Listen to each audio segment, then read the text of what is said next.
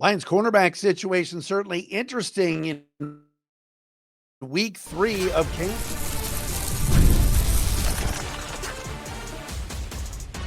You are Locked On Lions, your daily Detroit Lions podcast. Part of the Locked On Podcast Network, your team every day.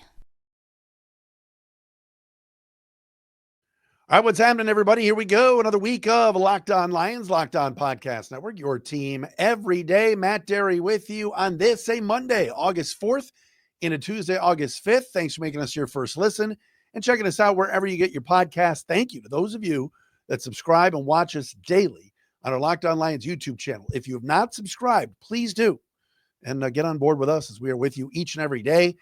Whether it be on the audio side or the video side, we appreciate all of you. And that includes our everydayers who are out there that listen or watch the podcast daily. Locked On Lions today brought to you by our friends at Gametime. If you're looking for tickets, download the Gametime app, create an account, and use the code LOCKEDONNFL for $20 off your first purchase. A lot to get to today. We'll talk about the cornerback situation, some good things happening, some not so good things happening. Yes, Hendon Hooker will start Friday night for the Lions in preseason game number 2 against the Falcons. I saw somebody say something about an idea for Friday night's game, and I'm backing it. I'll explain that coming up momentarily as well. Viral video going around of Caleb Williams of the Bears. If you have not seen this video, we will explain. And we do have a call of the day as well. If you want to be our call of the day, it is simple. Send a voicemail by going to speakpipe.com/Derry, DERY podcast page, speakpipe.com/Derry podcast page. Leave us a voicemail, keep it clean, leave it about a minute or so or under, and we might play yours on the program. Great to be with you. We kind of recapped what happened Friday night or last week on Thursday night. When the Lions lost to the Chargers. Really no need to get into anything deeper, but Lions are going to play again on this Friday night. Preseason game number 2 at 7 o'clock in Atlanta on Fox 2. Lions and Falcons. Falcons have already announced that their head coach, Raheem Morris, says neither Michael Penix nor Kirk Cousins are going to play in this game. We know this. Dan has said that Hendon Hooker will start the game and play in the first half, and Kyle Allen will play in the second half. As we've talked about ad nauseum here on this show over the last couple days, great to be back with you on a Monday. Neither quarterback looked good Thursday night in the loss to the Chargers. Actually, both sucked. Let's be honest. So backup quarterback is something to keep an eye on. What happens if something happens to Jared Goff, who gets into the games? We know Hendon Hooker last year was the backup for most of the year, and then all of a sudden, late in the season, the Lions somehow got Teddy Bridgewater to come out of retirement. He played some snaps in the Washington game in the playoffs, but right now, neither guy, Allen nor Hooker, did anything to impress anybody, certainly in their performance on Thursday. All right, so let's start with this today. I want to get into the cornerback situation a little bit because there's good news and there's bad news. To tell Clark the good news, a vacation joke for you there. Okay, first and foremost, DJ Reid has been spectacular in practices, in scrimmages, everything that the Lions have asked the free agent signee to do, he's done. And all of the writers, everybody that has been down there, some people that I've talked to have all said the same thing, and that is that the Lions have themselves a legit number 1 corner in DJ Reid, and that he's already living up to the expectations this early in the season. And this is so, and again, season meaning 1 preseason game. But, last year I was a Carlton Davis fan. There were some that thought he was a little bit overrated. There were some that said he's not really a true number 1. And I don't think the Lions, when they traded for Carlton Davis, thought he was going to be some shutdown corner, but they knew they needed to upgrade at that spot and put somebody next to the rookie last year, Terrion Arnold, who was a veteran and could play. The thing I like about Carlton Davis was he never backed down. He was physical. And in Aaron Glenn's system, he was just a guy that fought for the football. Yeah, there was some clutching and grabbing at times. Maybe he didn't have the greatest speed, but just was a battler. And of course, got hurt toward the end of the season. And it was a big loss not having Carlton Davis out there for the playoff game. With that being said, DJ Reid comes over from the Jets and already was considered a top 10. I think PFF had him at number 6, a top 6 corner in the league. He just had been playing in the shadow of Detroit's own Sauce Gardner with the Jets. Well, so far at practice, the DJ Reid battles with Amon-Ra St. Brown, everybody's been talking about, have been awesome. He has stepped up and really looks like a guy that is ready to be a top flight corner in this league, ready to be a shutdown corner for a team. And he's been great. So the worry that maybe he's switching leagues, going from the AFC to the NFC, maybe he's going to need some time to adjust. So far, so good with DJ Reid. He feels good. He looks the part. And it's so important in this day and age of the NFL and passing league. And you look at the quarterbacks, even in this division and all the talk about it, that DJ Reid is really, really good. So that's a positive. Another positive has been the play so far, both in the preseason game in Canton and in practice, of Rock Ya-Sin, the former second-round pick of the Colts, who really was a bust in Indianapolis, just did not do well. Went to San Francisco, had a decent year last year, but he has played very, very well. He was one of the top performers Thursday night in the loss to the Chargers. He was physical, made some tackles. It plays on the ball in the scrimmages have been very good and has been very, very sound in coverage. Dan Campbell said yesterday, quote, "We all like Rock. His work ethic, man, he's pretty tough. He's physical, he's headsy, and he's versatile. There's a number of things he can do. We'd like to start working him at some safety too," end quote. So that did happen yesterday where Rock Ya-Sin was playing some safety as well. And with some injuries to guys like Avonte Maddox, who I still think will be on the team, and Ennis Rakestraw, who we will get to in a second. Rock Ya-Sin's been good, real good. And if the Lions can somehow, whether it's Calvin Shepard or whomever, can kind of unlock what he does well and that physical play, maybe it was just a poor fit for him and poor system fit for him in Indianapolis, but maybe the Lions have something here. And we've talked about it. You got Amik Robertson, who we all love. You got Terrion Arnold, who's hurt right now. You've got DJ Reid, but if any corner were to go down, who's the first man up? Who's next man up? We all thought it was going to be Ennis Rakestraw, second-round pick 2 years ago from Missouri, was hurt last year, is hurt now. Khalil Dorsey is coming back from his knee injury last year and could be ready sooner rather than later. And I know the Lions like him a lot, and he's going to be on the team. But a guy like Rock Ya-Sin, who was an under-the-radar one-year deal signee, has stepped up and has done a great job. As far as Rakestraw is concerned, did not play well in the game Thursday night. Had the second lowest Pro Football Focus grade on the defense. And then yesterday at practice, fell on his shoulder and had to leave practice with a shoulder injury. Ya-Sin had already been suffering from a chest contusion and hadn't been 100% and didn't look 100% in the Hall of Fame game. Now a shoulder injury, and we'll find out tomorrow morning from Dan Campbell just how serious this is. But, man, Ennis Rakestraw just cannot stay healthy. Cannot. And if he can't stay healthy, that's going to make the signing of Rock Ya-Sin a bit even bigger. Now, again, cornerbacks will get cut. There will be some guys that don't make rosters. There could be other opportunities to pick people up. Cornerbacks are a lot like utility players, utility infielders almost in baseball. All right. Maybe you pick somebody up and you put them in your system and they do well. Teams sometimes try to sneak guys through waivers, before they hope to get them back in the practice squad. And that is where your pro personnel staff has got to know who's available if a need is there. But who knows how long Rakestraw is going to be out, but you can't rely on him right now. You just can't. and he got toasted a couple of times in the game against the Chargers. One in that first quarter on that Trey Lance kind of deep ball. So a couple of positives certainly with Reid and with Yasin, and then the negative is Rakestraw is hurt again. We'll get some more information on that tomorrow. All right, coming up next, Hendon Hooker and Friday night. What does all that mean? We will explain coming up on Locked On Lions.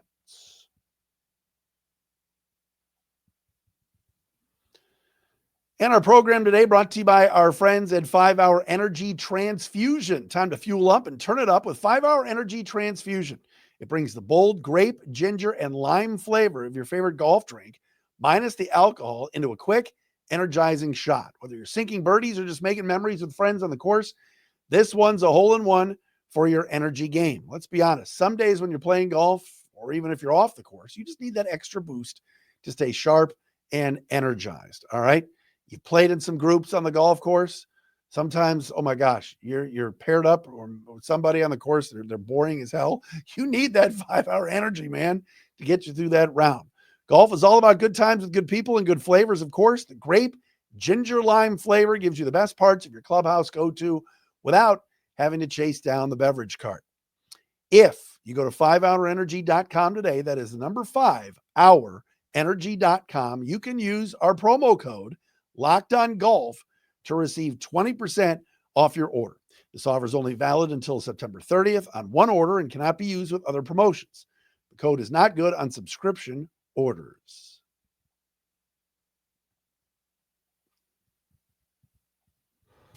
Monday edition, everybody, of Locked On Lions right here on the Locked On Podcast Network. Matt Derry with you. Lions and Atlanta Falcons Friday night. Detroit in the 404 to take on the Falcons in preseason game number 2. That's a 7 o'clock start coming up on Friday night. Checking out the Fox 2 Sports Works last night. Oh, yeah, the works. Dapper Dan Miller, Stoney. Great to see Stanley on TV. And Will Burchfield from 971theticket.com. I only met Will one time. Seems like a really nice guy. But he had a thought, and I'm totally stealing it. So if anybody out there, tell Will Burchfield I'm stealing his idea. He's getting full credit from me on this. But he said something last night during the Lions segment, which I thought was spot on, and that's the following. Hendon Hooker is going to start Friday night's game against the Falcons. Kyle Allen's going to play the second half. And Will made a point on the show last night to say, why wouldn't you just let Hendon Hooker play the whole game? See what you have in the young quarterback. You know what you have with Kyle Allen. Kyle Allen has been around. He's made the rounds. He's started some games in the NFL. And I'll say what Will didn't say last night on the show, which is Kyle Allen's no good. He's just not. He is a journeyman, throw the guy out there and hope he doesn't hurt you type of quarterback. He's just not that good. He was an immensely good high school quarterback. He was fine in college at Texas A&M. He's a ham and egger. He just is. But we don't know what we have here in Hendon Hooker. And for Burchfield to bring up the point of, why not just play Hendon Hooker the whole game? I agree with that. I think that's a great idea. Doesn't sound like Dan Campbell's going to go for it, and he wants Allen to get reps. But to me, maybe the next week against the Dolphins, I don't know, give Hooker the entire game. See how he plays with the second string. See how he plays with the third string. See how he plays with the fourth string. Kyle Allen, you know what you have in him. I love this idea. And Hendon Hooker, and I mentioned this on Friday's show, that I like the fact that he kind of owned that he didn't play well Thursday night. He needs reps. He just does not look comfortable in the pocket. He looks like he's got happy feet, and he doesn't look like the same player that he looked like when he was up for the Heisman Trophy, 3-4 years ago at Tennessee, before he shredded his knee and tore his ACL. He just does not have that same confidence. Now, again, I get it. The speed of the game at the NFL level is much different. The SEC is great. All right. It's the best conference in college football. Sorry, Big Ten fans. I know the Big Ten's really good. What is this I'm seeing? James Franklin and Penn State, preseason number 1. Woo-hoo. Anyway, Hendon Hooker needs reps. Play him the whole game one of these games. I think it's a great idea. I just hope we get to see some positive things, because the other day completed 3 balls and one, Dominic Lovett had the ball and it was stolen by the defensive back. It was actually a pretty good throw. But I want to see Hendon Hooker on the run. I want to see him making throws out of the pocket, in the pocket. And I think that's a good idea, getting him the more reps, the better. Because, look, a lot of these guys that we're watching in these preseason games are not going to be on the team. They're just not. But the backup quarterbacks are going to be on the team and are going to have to play if something happens to Jared Goff. And in a season this year, when we are unsure about center and left guard and right guard, which we weren't a year ago, one hit and you never know. Jared Goff took that cheap shot last year in the playoff game and had to sit for a series, 2 series, and Teddy Bridgewater to come in. I just hope this isn't a scenario where Allen and Hooker are so bad that the Lions do have to call on a Carson Wentz or find somebody else to be the backup quarterback where they haven't had time in the system here during camp. Speaking of quarterbacks, let's segue to the Bears. And some of you might be going, oh my God, every day I tune in to Matt on Locked On Lions, and every day he's obsessed with the Bears. You're correct. I am obsessed with the Bears. I want them to fail. I'm sorry. Ben Johnson. Hey, Ben Johnson or Benedict Johnson. I get it. Okay. I want them to lose every game. I love, what's that song? Dun, dun, dun, the Bears still suck. The Bears still suck. It's great stuff. If anybody looked on their social medias this weekend, you saw a video that went viral. It's everywhere. Saw it on TikTok, saw it on Instagram, saw it on Reels, of Caleb Williams in a drill with the other quarterbacks there in Chicago, Case Keenum and Tyson Bagent. And they have the netting. They have a net that they're throwing in, and there's 3 squares, left, center, and right. And the quarterbacks are getting the ball and immediately from the jugs machine, getting the snap and throwing left, throwing center, throwing right, and throwing into the targets. And if you saw this viral video, and this was not something that was edited or AI generated, Caleb Williams could not hit any of the targets. He was wide left, wide right, over the target, under the target, long, short, whatever. And it got to the point, it got so bad that he kept missing on those throws. He turned away after the last miss and just pumped his fist in disgust. Like he just couldn't hit the target. And the other day, Ben Johnson was asked about the offense and who's looked good. And he mentioned DJ Moore is phenomenal, Cole Kmet, Rome Odunze. He mentions those 3 players. And so those are the guys that have been leading us so far. No mention of the quarterback. And now you're starting to see national people say, all right, what happens if Caleb Williams fails? Can the Bears get out from underneath that contract? Remember, he's on a rookie deal. They absolutely could. It's not like they signed him to something like Jared Goff just got. And look, if you're Ben Johnson, you know this. You're going to give Caleb Williams every opportunity to show that he belongs. All right, he was the first pick for a reason. There's no question there's talent there. There's a lot of natural talent there. But when you are back under center and you're playing in the NFL and you're having trouble with accuracy, just trouble up here at times, this is a vicious game. It's vicious. You could throw 9 straight completions, take the team down the field, but you throw that pick 6. That's all anybody's going to remember, right? Look at Jared Goff. What have we talked about with Jared Goff? Jared Goff was a top 5 finalist last year for the MVP. But there are plenty of folks, mostly nationally, that say, "Do you see that game that Goff had against the Commanders in the playoffs, the pick 6, everything else?" That's what people remember. So this could take some time. I think it was Dan Orlovsky said on ESPN the other day, it could take years, in his opinion, for Caleb to really develop under Ben Johnson's system. And yes, with young quarterbacks in the past, before social media, before the advent of people having videos on their phone of practice, right? It did take guys a long time. Patrick Mahomes sat out his first year. Growing up for me, the Browns went out and got Bernie Kosar coming out of Miami, and he sat for most of the first season behind Gary Danielson. Guys need seasoning and time, but they're not going to give that to Caleb Williams. Not in Chicago. Not where they expect to win right now and hire the quarterback whisperer guru. So found that very, very interesting. If you haven't checked out that video, it really is all over social media. All right, coming up next, let's do a little call of the day, shall we? We will. If you want to be our call of the day, you can leave us a voicemail at speakpipe.com/dairy podcast page.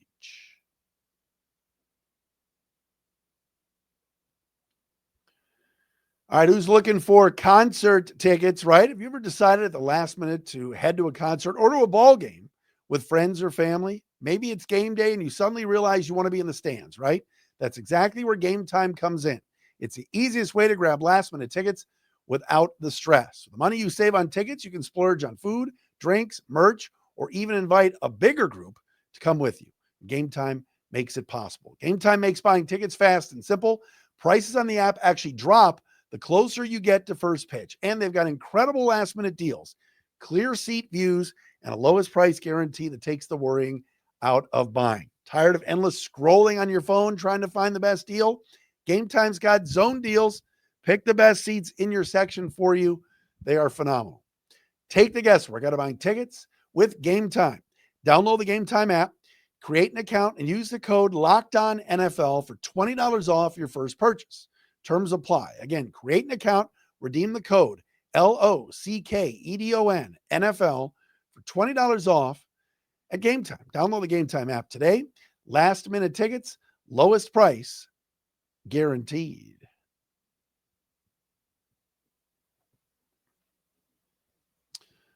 All right, folks, it is time for a call of the day. Our man checking in today on call of the day. Where is he? Neil Downey. Neil from out of state is our call of the day today. Let's take a listen and then react. Matt, this is Neil from Sioux Falls, South Dakota, where after 40 years, it's finally cool to be a Lions fan. I had a question and a comment about your PFF grades. Love PFF. My question is, since special teams is such a vital part of the game, why not include PFF grades for your special teamers? Just a thought. And my comment is, I think it would actually bring a lot more suspense if you counted down your PFF grades, Casey Kasem style, starting at number 5, working your way up to number 1, or down to the worst of the batch. So anyway, love what you're doing, and go Lions. Thank you, Neil. Nobody out Neil's Neil. Appreciate Neil checking in on a call of the day today. All right.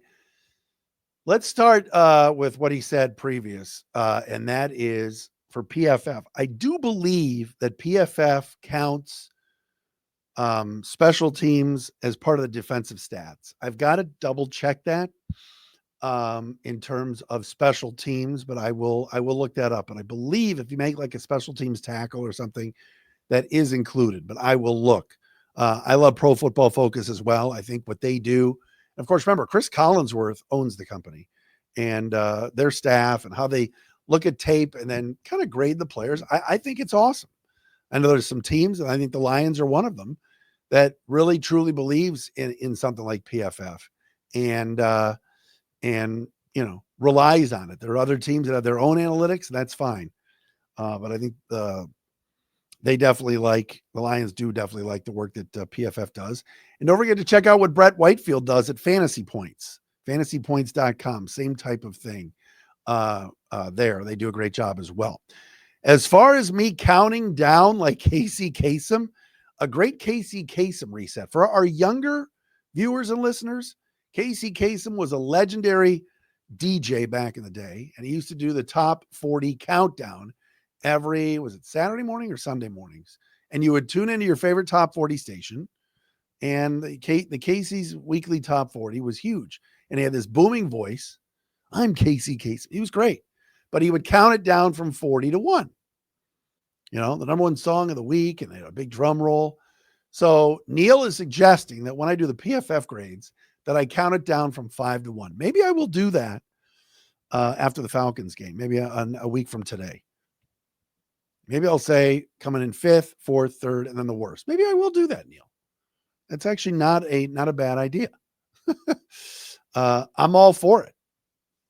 And as you know, after every game, the next day, we do give you the PFF grades. Our man Ahmed Hassanin graded out as the highest graded defensive player after Thursday night's game against the Chargers, which I thought was pretty cool. And I saw a video yesterday from practice, speaking of defensive linemen, of Tyleik Williams going up against Tate Ratledge in practice on Sunday. Ratledge owned him. Oh my gosh. It was a one-on-one drill. Williams went right into Ratledge's chest, and man, you saw the kind of power and just muscle that Ratledge has, especially in his legs, to hold Tyleik Williams back. Williams is a guy I hope the Lions play in one of the preseason games, just to give him some reps. Ratledge, I doubt, is going to be out there at all in any of the preseason games, but I would love to see Tyleik Williams at some point, or maybe even in one of the joint practices with the Dolphins and the Texans. But first things first, Lions will face the Falcons coming up Friday night at 7. And again, you can check that out on Fox 2. And Grant Stewart back returning kicks in practice again yesterday. Are they just doing this to mess with us? You're really going to have a linebacker returning kicks? Is that really going to happen? Lions love Stewart. I just don't know about a guy that doesn't carry the ball much, carrying the ball a lot. All right, that'll do it for us on this Monday edition of Locked On Lions. We are back again tomorrow. Please tell your friends about us. Thanks for making us your first listen, everybody, and checking us out wherever you get your podcasts.